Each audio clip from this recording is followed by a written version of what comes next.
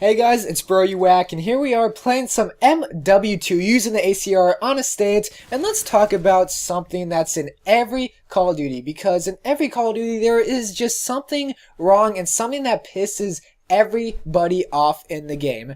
And I kind of chose Modern Warfare 2 because lots of people say that this could have been the most perfect Call of Duty if it weren't for one thing, but I'll get to Modern Warfare 2 in a moment. So let's just start off from the bare bones of Call of Duty multiplayer, Call of Duty 4 Modern Warfare. So going back to this game, I didn't really play Call of Duty 4 a lot, but I heard in the future that, lots of people did complain about frag times 3, and that was kind of a big thing. And one gun that was kind of annoying and overpowered was the M16, but honestly, to me, guns don't really tick me off about the game in certain scenarios. So the M16, it really doesn't bother me, especially here for 5 years now. I don't know, I guess frag times 3 was the only problem in Call of Duty 4, but let's go on to World at War. Now this is something that I know a little bit more of, and the thing that I'm thinking of that's just something that's totally wrong about Call of Duty World at War that kind of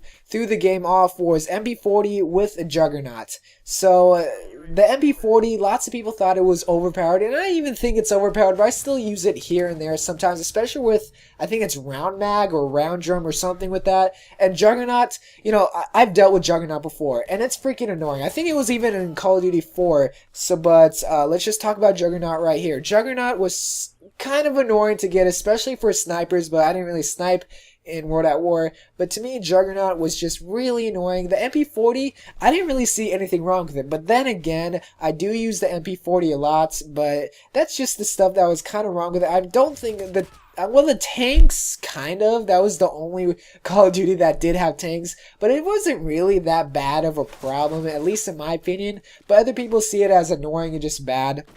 But now let's talk about Modern Warfare 2. So, this is kind of the second Call of Duty that kind of just had something that really did stand out.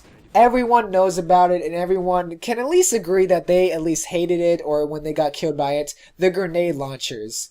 Boy, oh boy, were the grenade launchers complained about so much in Modern Warfare 2. I can't believe how much people used it and complained about it. It was just... Why? I know it's kind of for bad players, but I mean, it's the first thing unlocked for at least all the assault rifles. And to me, I never use the grenade launcher. I always use the silencer. And I think it was in Call of Duty 4 where if you use the grenade launcher, you lost your first perk. You cannot use your first perk for anything. So if you wanted your first perk, you couldn't use the grenade launcher. And also, there are some boosters in this game. That's another thing wrong with Modern Warfare 2, was people would boost for camos like Fall Camo and Red Tiger for headshots because you had to get headshots. That's another thing. People would boost in free-for-all such as this, even this game that is like 3 or 4 years old, they would boost for Fall Camo, and I just thought that was kind of annoying. And another thing, I can think of so much things. Death streaks. Painkiller.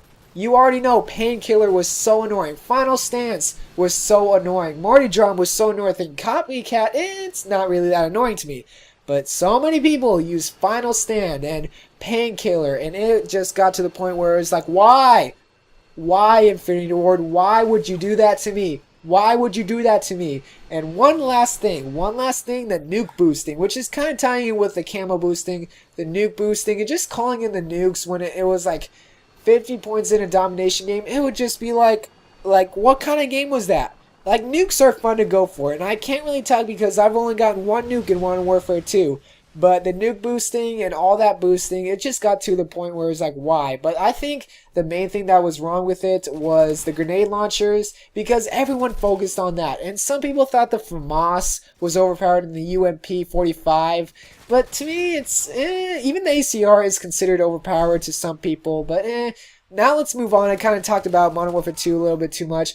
Black Ops 1, I didn't really see anything wrong with it. That's in my opinion. But the FAMAS was kind of overpowered to some people. But again, to me, a gun doesn't really tick me off that much in a game. But something that also did tick people off, and even me, was Second Chance and Ghost. Not really Ghost, but more of Second Chance. It was just a little bit annoying, but I kind of dealt with it. But let's move on to Modern Warfare 3. Okay, well, I kind of wrote this down because there were kind of a lot of things. So in this game, the ACR and MP7 were overpowered. No doubt about it. They were overpowered, and the Striker was overpowered. So that was the one thing that was bad about it. The lack of power from the shotguns besides the Striker. The Spaz, you could not get a kill with it. Point blank range, bang bang. It could not get a kill if it were to save its life. The kill streaks were being shot down like nobody's business. The attack helicopter, on average, got 2 kills. In Modern Warfare 2, the attack helicopter, I don't know, got on average 5 kills by around the Harriers. So that was a big thing. The kill streaks would get shot down so easily. UAVs, advanced UAVs. And that's another thing. Why did the advanced UAVs cancel out Assassin Pro? I mean, it just didn't make sense to me, but that's beyond the point. I'll talk about Assassin Pro later. And death streaks. Why? Why, Infinity Ward? Why would you bring back death streaks? Like, Final Stance. I'm glad it's not in Black Ops 2, but why would you bring that back in? And Assassin Pro. That was a prevalent perk for the perk 2 slot. It was just overused a lot. And I did use it a lot in my months of Modern Warfare 3, but it was just so overused. You know, the advanced UAV should have canceled that out and made you appear on the radar. That would have made Assassin Pro kind of better, but I don't know why. Modern Warfare 3, oh my god. And again, the boosting for camos and Moabs was also prevalent, but let's talk to Black Ops 2. So this one was kind of hard to do, same with Black Ops 1, but you know how I said that guns don't really tick me off? In Black Ops 2, man, the Remington, I think, is just the most overpowered gun. I know it's a shotgun. I know it's supposed to do good. And I know I said in Modern Warfare 3, they were lacking power. But really, like, why? And then the target finder. A lot of people can agree with me that the target finder is just so bad. I don't know why I don't like the target finder Remington. It's just not my cup of tea. But let me know what you think was your worst tick offness from the other Call of Duties.